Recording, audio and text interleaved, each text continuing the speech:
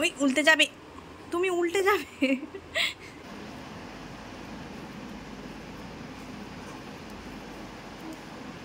এদিকে ঘোরো, আমার দিকে ঘোরো,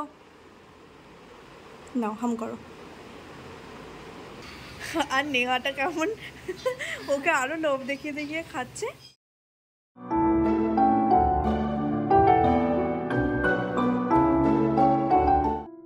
হ্যালো বন্ধুরা, কেমন আছো সবাই? সবাইকে আমার চ্যানেলে স্বাগত জানিয়ে আরেকটা নতুন ব্লগ শুরু করলাম। তো সারা রাত যদি না কেউ ঘুমায় তাহলে তো সকালবেলা এরকম উল্টে পাল্টে পড়ে থাকবেই, তাই না? সোনা ব্যাপারও হয়েছে সেই ব্যাপার, সারা রাত ভালো করে ঘুমায় না আর সকালবেলা ঘুম ছাড়তেই চায় না।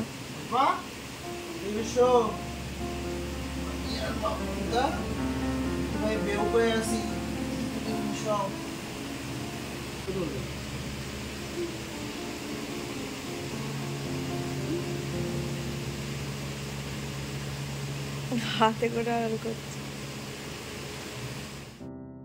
রোজ সকালবেলা এই করেই ঘুম থেকে উঠতে বড্ড বেশি দেরি হয়ে যাচ্ছে।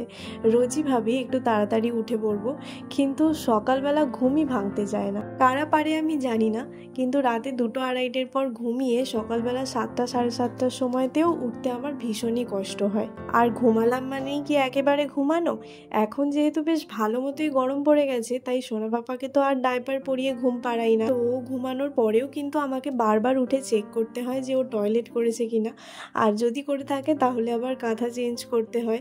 তো এইভাবে পুরো একটানা ঘুম তো আমার অনেক দিনই হয় না। আর আমার আবার ঘুম ভেঙে গেলে সহজে ঘুমও আসতে চায় না, মানে রাতে যতবার উঠবো ততবারই আবার ঘুমাতে ঘুমাতে আবার কিছুটা সময় লেগে যায়। আর একটা ব্যাপার কি বলতো, সব মানুষেরই একটা ধৈর্য থাকে, আর এই একটানা 9 মাস ধরে রাতের বেলা না ঘুমিয়ে ঘুমিয়ে এখন যখনই ভাবি যে আমার রাতেও ভালো করে ঘুম হয় না, দিনেও ভালো করে ঘুম হয় না, তখনই যেন হঠাৎ করে মাথাটা ভীষণ গরম হয়ে যায়।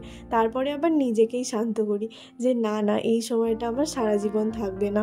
আর আমার মায়ের বলা সেই কথাটা বারবার মনে পড়ে যে মা হওয়া মুখের কথা নয়।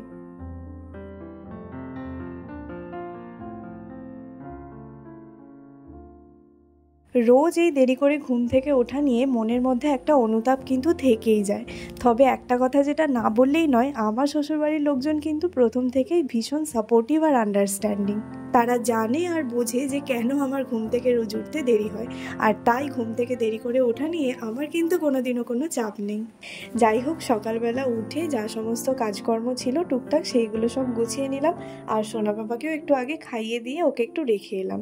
আসলে ওকে কেউ না ধরলে আর নয়তো ও না ঘুমালে আমি কিছুই ঠিকঠাক করতে পারি না, আর কেউ ধরার না থাকলে ওকে আমিই নিয়ে বসে থাকি।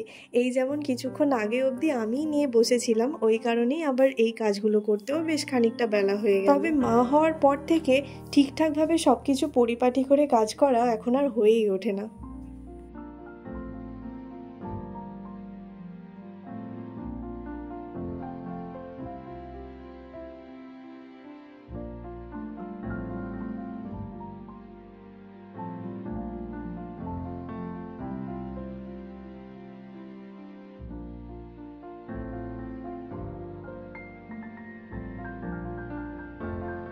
তো এইবার সোনা পাপাকে নিয়ে চলে এলাম, ওকে এবার স্নান করাবো।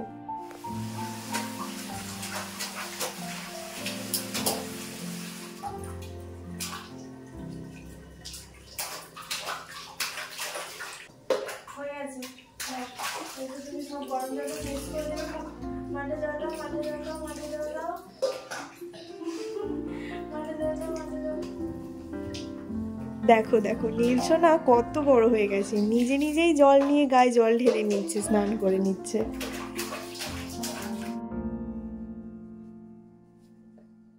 তো ওদিকে সোনা বাবাকে ঘুম পাড়িয়ে দিলাম, আর যেহেতু স্নান করে রোজ সোনা বাবা ঘুমায়, ওই কারণে এই সময়টায় আমি নিশ্চিন্তে একটুখানি অন্যান্য কাজবাজ সেরে নিজে স্নানটা করে নিতে পারি। তো এই সময় আর সোনা বাবাকে নিয়ে অতটা চিন্তা করতে হয় না। তো চলো এবার এই সমস্ত কাজগুলো সেরে আমিও স্নান করে নিই। ঘুম হয়েছে? ঘুম হয়েছে? কি গো হাসছো কেন? কি বলছি আমি? তোমার ঘুমটা কমপ্লিট হয়েছে? হ্যাঁ শোনো, গিলি গিলি গিলি গিলি গিলি গিলি গিলি গিলি গিলি ধরে নিচ্ছে, কাতুকুতু দিতে দেবে না।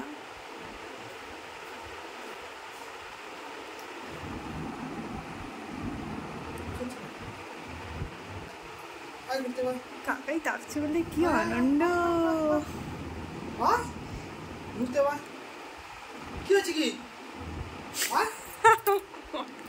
ঘুম থেকে উঠেছে তো, ওর গায়ে এখন হ্যাঁ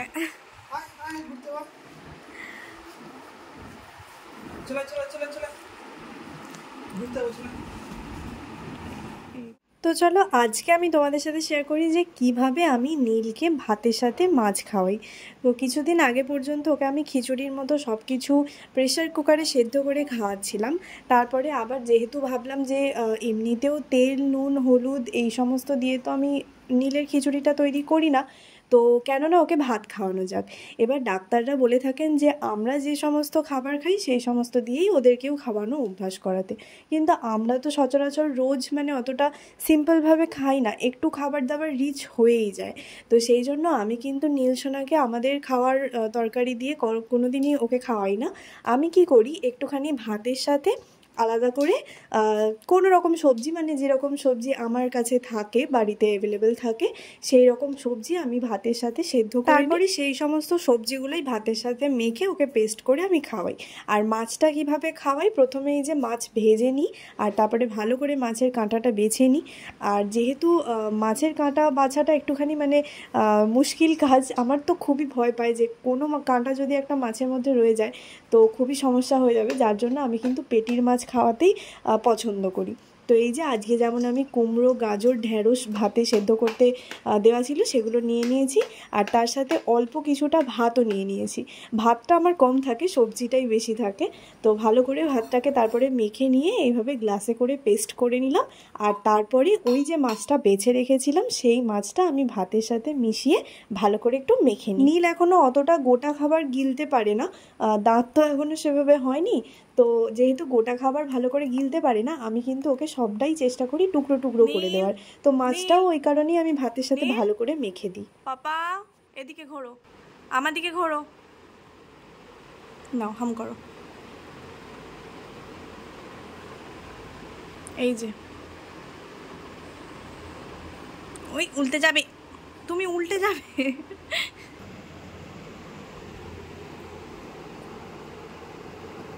নীল সোনাকে খাওয়ানো হয়ে গেছে, এবার আমাদের খাওয়ার পালা। নীলের পাপা আর পিপিও বাড়ি চলে এসেছে, আর আজকে আমাদের মেনুতে ছিল আমড়া দিয়ে টকের ডাল, চুনো মাছ দিয়ে পটল আলুর ঝাল আর পাট শাক ভাজা। আমার আইসক্রিম দে।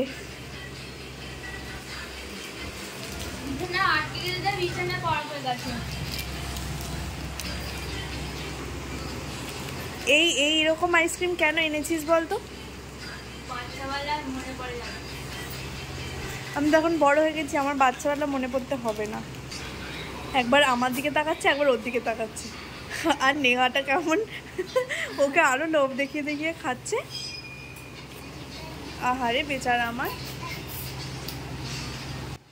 তাহলে চলো আইসক্রিম খেতে খেতে আজকের ব্লগটা এখানেই শেষ করা যাক।